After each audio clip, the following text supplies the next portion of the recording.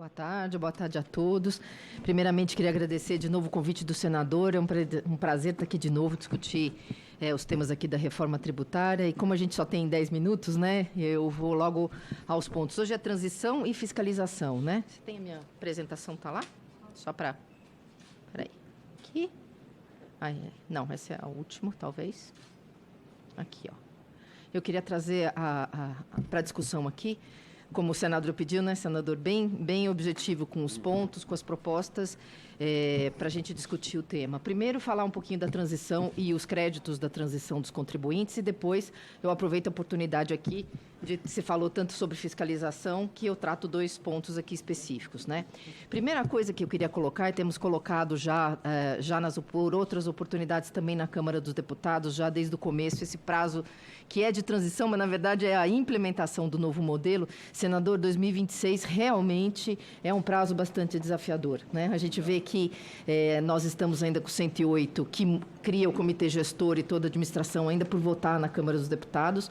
Nós estamos com o PL 108 aqui já bastante debateu também, o próprio, aliás, muito acertadamente, já se puxou a discussão do 108 aqui, né, na casa para discutir os pontos, mas, de fato, a gente vê um esforço muito grande aqui do Legislativo, da CERT e dos estados, dos grupos de trabalho que já estão trabalhando na regulamentação para adiantar a legislação, isso sem dúvida nenhuma, mas se a gente tiver um status ideal, a gente vai ter as legislações aprovadas, o regulamento aprovado e toda a parte de sistemas do fisco de pé em meados de 26, quando está sendo prometido que vai estar disponível para os contribuintes em outubro de 26.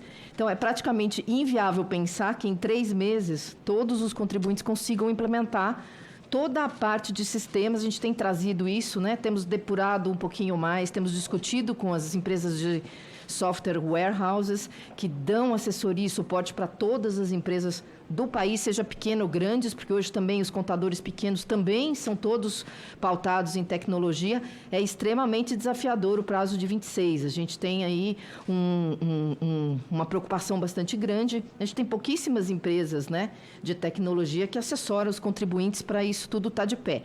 3 meses, inviável, é praticamente inviável. Qual a sugestão, então, de melhoria, senador, que a gente está trazendo aqui? Ou prorroga o prazo para 27, dá pelo menos mais um ano de prazo para as empresas conseguirem, uma vez, toda a legislação de pé. Regulamento de pé, split payment funcionando, comitê gestor funcionando, obrigações acessórias de pé, isso é um trabalho enorme, pelo menos mais um ano para os contribuintes se adaptarem. E por que é importante esse prazo?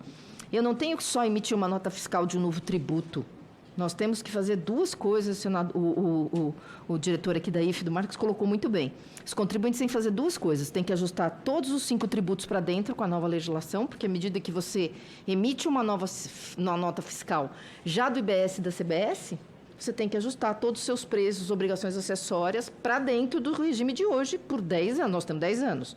Então, você tem que ajustar as 2 pontas. Não é uma coisa nova que você vai só incluir. Você tem que incluir, renegociar regimes especiais. Os regimes especiais são aprovados pelo CONFAS. Você tem REF, RECOF, Drawback, REPETRO, REID, todos os regimes especiais que necessitam de atos normativos publicados e validados para você poder mexer na base de cálculo deles. Não é tão simples assim. Então, realmente, é desafiador 26. A ideia, ou prorroga o prazo, ou pelo menos dispensa as multas dos contribuintes que não conseguem se estar conformes em 26, ou uma terceira alternativa é estabelecer, para não mudar o prazo, que o ano de 26 seja um ano de testes. Também pode ser viável, se o regulamento estabelecer, né, tanto o comitê gestor quanto a Receita, estabelecerem que entre em 26, mas no modelo de testes, você vai ter o modelo rodando, mas somente com as empresas que conseguem estar aí aptas para operar no regime novo, né? Então, volto a dizer, 26, super desafiador. Essa é a mensagem aqui, precisamos pensar e ver como que a gente conforma isso para conseguir não sair logo de cara com um monte de desconformidade, né, na implementação, transição. Outra coisa muito importante, muito querida dos contribuintes, que vocês devem ter ouvido em todos os lados, garantir os créditos do regime anterior, né? Então, à medida em que a gente vai para um IVA, é um novo modelo, mas tem muita coisa, né, que seja pela transição e seja pelo pelo regime anterior, a gente carrega aí por um tempo razoável, né? Para o PIS/COFINS, e cá entre nós aqui uma ressalva, né? Foi bem o PL em garantir os créditos dos contribuintes do regime anterior, e foi bem também o 108 em dizer vamos devolver o crédito acumulado do ICMS, acho que a gente pode comemorar. Pontos de melhoria, PIS/COFINS.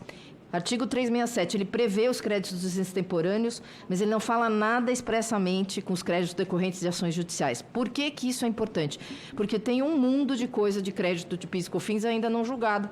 A gente tem uma série de decisões, uma série de temas que são afetados pelos tribunais, dá crédito, não dá crédito e etc., pelo regime que a gente tem hoje, que tem modelos diferenciados, que ainda não vai estar pronto em 2027, quando virar a roda para o PIS/COFINS. Então, por mais que a gente pense, não, mas está implícito no 367 os créditos decorrentes de ações judiciais, seria importante, senador, incluir uma previsão, incluindo aqueles decorrentes de ações judiciais, porque você pode imaginar que num critério novo você não tem direito a esses créditos. Então, nossa sugestão coloca uma questão expressa. O IPI, os créditos do IPI, o PLP 68, ele não prevê. A gente tentou descobrir, entender por que não tem expressamente a mesma regra, né? Se você prevê os créditos de PIS/COFINS, por que não prever os créditos também de IPI? Então, a nossa sugestão entre aqui também, coloque expressamente, não custa nada. Se já está, prevêem expressamente, para depois não dizer que não tem. Inclusive, existem aqui, eu fiz a colação do que tem emenda, senadora, eu já coloquei aqui para a gente ter de referência, tá? As emendas sobre o IPI, como vocês podem ver, 104, 189, justamente para ficar expresso, né? E do ICMS, qual que é a dúvida dos créditos acumulados em ICMS, né? Os senhores sabem que existem bilhões aí em créditos acumulados de ICMS que serão restituídos pelos contribuintes a partir de 32. Qual é o receio aqui? E a gente precisa dar um pouco mais de segurança jurídica para os contribuintes. Você vai apropriar e ter o crédito baseado na legislação em vigor em 32. Qual é o receio e a garantia que a gente tem? Tem que manter a legislação em 32. Porque você pode ter uma situação onde você chegue perto de 32 e as legislações estaduais comecem a restringir os direitos dos contribuintes à homologação, criar dificuldades. A gente vive isso absolutamente todos os dias. São pouquíssimos estados que devolvem crédito acumulado do ICMS. Não é por conta disso que a gente tem bilhões para restituir depois de 32. Isso acontece. Então, qual que é a garantia que a gente precisa colocar no PL? Nós precisamos ter certeza que essa legislação não vai ser mudada na véspera da virada do 32. Senão, essa promessa que está sendo feita pela PEC e pela virada da reforma tributária cai por terra se você não puder ter os créditos acumulados do ICMS garantidos para os contribuintes. Isso aqui é uma ressalva de segurança jurídica. Não estou dizendo que vai acontecer, porém, seria importante a gente prever. Ideal mesmo, senadora, é que a gente tivesse uma única lei que homologasse e validasse os créditos do ICMS na mesma base, para ficar uma coisa mais clara, até porque você vai compensar com outros tributos, mas, de qualquer maneira, isso seria um problemão pedir para cada administração mudar a sua própria legislação. Mas, de qualquer maneira, que vai uma salvaguarda importante para que essa legislação estadual mantenha o crédito e não mude toda a legislação justo na virada de 32. Isso é bastante importante para os contribuintes, né? Outro tema, agora entrando um pouquinho na fiscalização, né? Depois eu comento um pouco o que a nossa querida professora Suzy, aliás, parabéns, Suzy, hoje é o dia dos professores, nossa querida mestra, falar um pouquinho depois da fiscalização.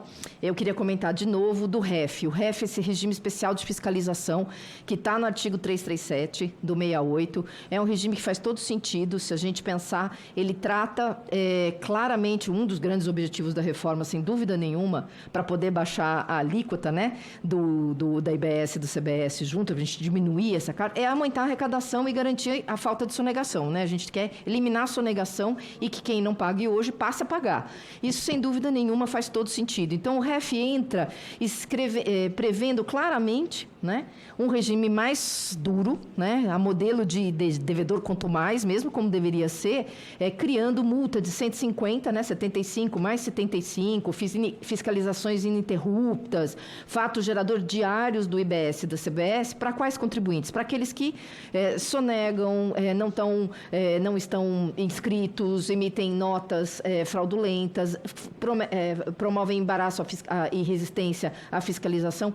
Isso aqui todo mundo concorda, senador. Está todo mundo de acordo que a gente tem que ser mais duro mesmo para evitar sonegação e que, de fato, a gente consiga aí abaixar depois a alíquota do consumo. Mas tem lá o inciso 5, que eu falo que é sempre o inciso 5 do REF, ele fala, parece que eles tiveram, assim, estabeleceram uns 5, 6 exemplos, né, do que seriam as condutas fraudulentas dos contribuintes, e ele falou assim, para não ficar uma lista muito grande, coloca lá no inciso 5, demais infrações à legislação tributária. Senador, infrações à legislação tributária é tudo, de uma obrigação acessória, um erro de cálculo, sem nenhuma intenção de fraudar os 5, aqui papel aceita qualquer coisa, né? Então, o ponto aqui do REF é, se puder mexer no inciso 5, restringi-lo um pouco, demais infração de legislação tributária que tenha, né, por intuito a fraude, a sonegação, ou seja, linke essa infração à legislação tributária ao próprio espírito do REF, que é coibir a sonegação e trabalhar contra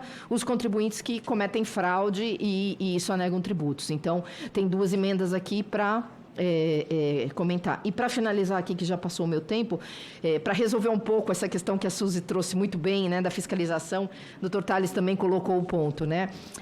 Realmente, 2 IVAs, e com a maneira como o PLP estabeleceu a independência das administrações, se a gente não fizer, de fato, uma gestão muito forte, muito participativa, esse princípio de participação confederativa e de cooperação, ele tem que ser um pouco mais eficiente no tipo de determinar determinadas atitudes. Então, o PL, no 324 e no 320, que diz, olha, poderão, né, as autoridades poderão celebrar convênios. Poderão não, deverão. Porque aí você elimina um monte de problema que a Suzy colocou muito bem, o Dr. Tales colocou também, e celebrar convênios para trabalhar junto não fere legislação, não fere direito de nenhum ente tributante de fiscalizar. O importante é que a gente não receba, senador, 3 autos de infrações diferentes, em 3 temas diferentes, com 3 fiscalizações diferentes. Isso aqui é o fracasso do modelo atual. A Suzy tem muita procedência em dizer que o que os contribuintes querem? Vem um fiscal, fiscaliza os 3 fatos geradores. Como é que a gente faz isso? Estabelece o convênio entre as administrações tributárias. Se eu vou olhar um fato gerador, tentar reduzir, claro, a gente vai ter incidências que, por exemplo, você vai discutir o destino do município, essa fiscalização é só do município. Não tem por que a União falar se o que você está discutindo é a alíquota do município. Ok, mas naquilo que o fato gerador é comum, senador, se puder ter, deverão fazer deverão celebrar os convênios, não poderão. Por quê? Poderão é um ato que você pode fazer ou não. E a gente sabe quando a gente coloca os entes tributantes para trabalhar junto, às vezes dá certo, às vezes não dá. Né? Mas o ideal aqui é que sim, estejam juntos, porque reduz, acho que 80% dos eventuais autos de infração que a gente tem e evita aqueles conflitos de jurisprudência que a semana passada, a Suzy e o Marcelo que está aqui trataram muito bem, que vão ser os conflitos de jurisprudência que a gente vai ter. Uma CBS que julga antes, o IBS no comitê gestor que julga depois, é o mesmo fato, o mesmo contribuinte, e de 2 entes tributantes. Então, se você puder ter esses convênios mais azeitados como uma obrigação e não como uma faculdade, ajudaria bastante aí para reduzir o contencioso. Acho que esses que são os pontos que eu queria tratar aqui, nos meus 10 minutos. Encerro aqui. Obrigada, senador, e parabéns aí pela liderança. E a gente já entregou aqui para casa todas as propostas do GETAP, tanto do 108 quanto do 68, então estamos à disposição aqui para continuar os debates.